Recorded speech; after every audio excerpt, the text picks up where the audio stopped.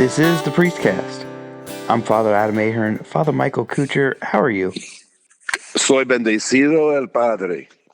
I am very blessed. You know where I am right now, Father Ahern. I am in Bloomington. Ooh, I'm sorry. And no, do you know there's a lot of hype around here right now? Oh yeah. I mean, like it's there's It's so a cool. lot of excitement for the football team and Oh my all that gosh. stuff, and that's really wonderful to hear. But I'm Bloomington's kind of a sketchy place. No, I grew up here, Ahern. That should tell you something. I know, and what good has ever come from Bloomington? But anyway, Father Ahern, I am at St. John the Apostle, which is not where I grew up. Yes, at St. Charles. You were Charles Borromeo, right? And it is exactly patron saint of seminaries. And I am also not at St. Paul's, where I went when I was an IU student, the Newman Center. But I am at St. John's, where there is a monthly group of young men who I have the joy of being with. And it's always fun to be here. So, while you were a college student, you went to the Newman Center instead of your home parish, which was in the same city.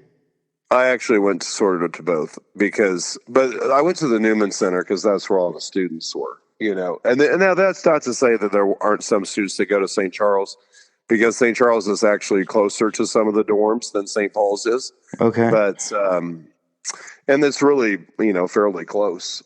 St. Paul's started as a daughter of St.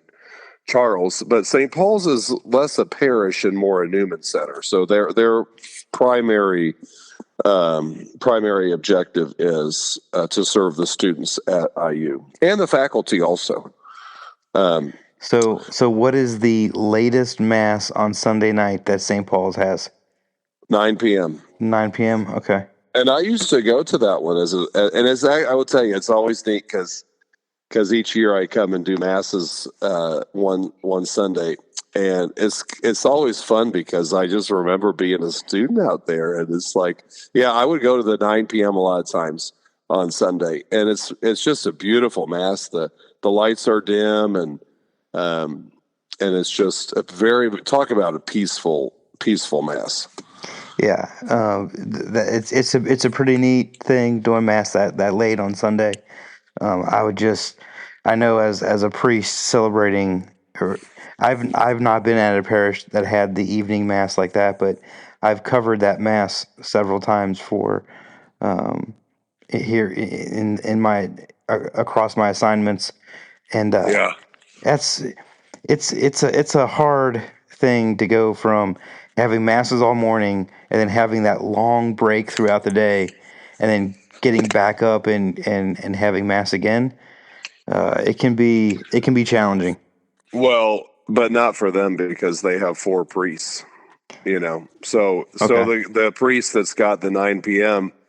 might have maybe the Saturday evening mass or something, Right. The way they've got enough priests to make it so it's not like one guy. Right. Yeah, that makes sense. But I just have to tell you, I was reading a little bit earlier about the Revival Impact Report. Have you heard about this, Father Ahern? No, I haven't. It's a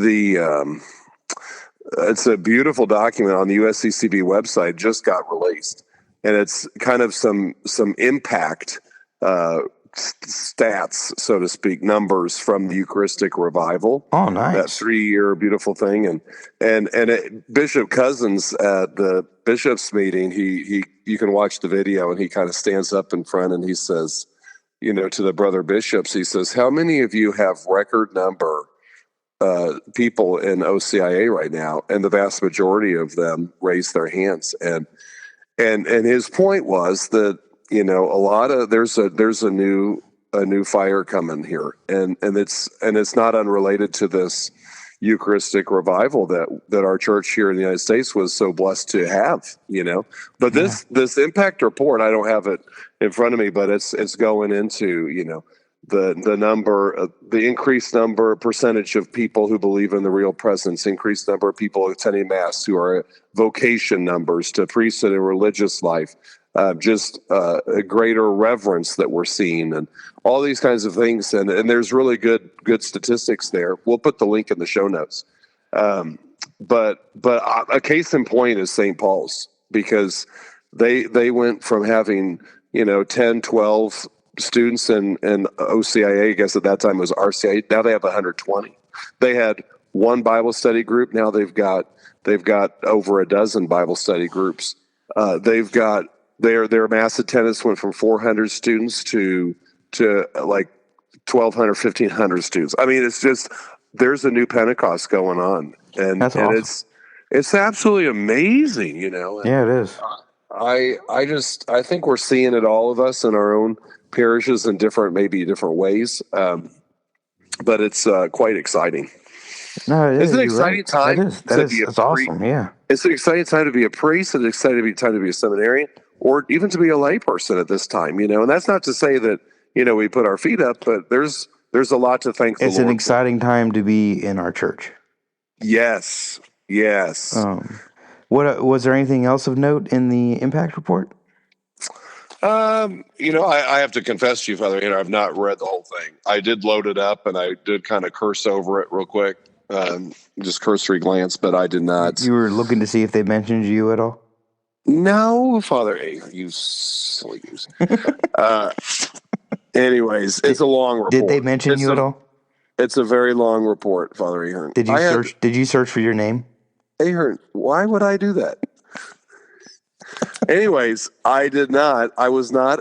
I was tangentially involved because I'm a priest to the Eucharistic revival. Nice. In any event, Father Ahern. So that's all good. It's all good. So I'm about to have Mass and meet with the group and all this. So it's always fun. But Ahern, I'd like to share with you a little miracle of Vianney's life. Oh, I love hearing miracles about Vianney's life. This one is not talked about very much. But there's a report that was evidently witnessed by multiple parishioners of a bilocation event with St. John Vianney. It says here that several villagers... Just so for those who may not know, bilocation is where you are known to have been in two places at the same time. This is correct, Father Ahern. Yes. And there's a long history of saints bilocating, being known to have been in their cloister in a particular place, but then at the same time or on the same day be hundreds of, if not thousands of miles away in a completely separate place on that same day. So I've never heard that St. John Vianney bilocated. This is awesome. How's the story go? So there were several villagers that were in two different locations. Some of them were in the church, and some of them were nearby this man who was fairly well known in Ars. Of course, Ars is a small little village, so people knew each other. And there was this one guy who was dying, and he was being surrounded by his family and friends, and Father Vianney was called to give him last rites. And so he was there giving last rites, but he was also in the church praying. And there were people, there were some individuals who were in the church ended up talking to the somebody whose relative it was who was dying, and they says, my Father Vianney came to give last rites to my uncle. Hey, when was that? It was yesterday about 3:00. No, I was in the church and he was praying at 3:00. Are you sure it was 3:00? Yes, it was 3:00. And so it was the curé himself, when asked about it, made no comment whatsoever. Really? And as the text here says, these were individuals who had no incentive to lie whatsoever. There was, they were just physically present around Vianney at the same time. And so it is kind of a wild thing, isn't it, Father? That's crazy, yeah.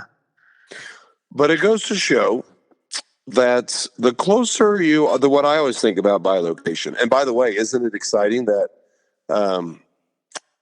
I mean, we all know Padre Pio bilocated. Did Yeah. Francis of Assisi bilocate? Do we have records of that? I I can't remember. feel like I vaguely know the story where he did, but I can't. I know he had the stigmata, of Yeah, I course, can't but recall any particulars about him well, bilocating, but I I'm feel like just it's happy something as he may the have done. I'm happy that Pope Leo just announced the this beautiful year of St. Francis. I think it's really The year of St. Francis of Assisi. I think that's awesome. But, the closer you are into the Lord, whether you're talking stigmata, whether you're talking bilocation, these things that Jesus experienced, because you're so deeply in the Lord, you can experience them too. I mean, that's ultimately, you're so configured to Christ that you can begin to have. I mean, think about it. Jesus right now is not just bilocating; he's in every single tabernacle in the world, and he's in heaven. Yes. So, hello. I mean, but it's a particular thing given to people, like, or it's a particular expression of the post-resurrected Jesus. Because you got to think about it. He appeared to the apostles in the locked upper room out of nowhere, right? He just showed up there. yes, And at a similar time, he was with those people on the road to Emmaus all day long, right? So is that a bilocation? gosh, I suppose I guess it is. 'Cause, I mean, like when you break down the time frames of this, he was walking with the people on the road to Emmaus all day, but then he was also appearing to the apostles in the upper room at the same time. So bilocation is a unique expression of the post-resurrected Christ, and any saint who is growing closer and closer to their conformity with Christ, like Vianney did, bilocation would be a natural expression of that conformity to Christ. And just to answer your question, our earlier question, yes, Saint Francis of Assisi is said to have bilocated on two separate occasions. Oh, fantastic!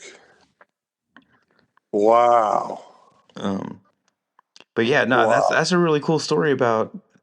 I wonder why he didn't say anything about it. Like, well, he just, it says he He didn't was have too any humble. response. I mean, he was too humble he didn't want attention. He already was trying to, in every situation he possibly could, deflect, his Oh, agency in anything. oh He yeah, did miracles or oh whatever. yeah.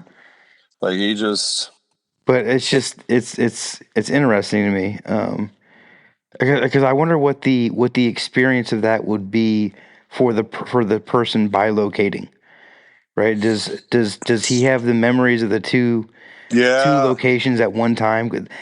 I mean, that would be fascinating to hear about. It's like, Or do you think he was so lost in prayer yeah, that's actually what that I he think was happened. even really aware? He was so caught up in the ecstasy of prayer that God allowed him to be in the two places at one time Right, because he was so right. conformed to Christ.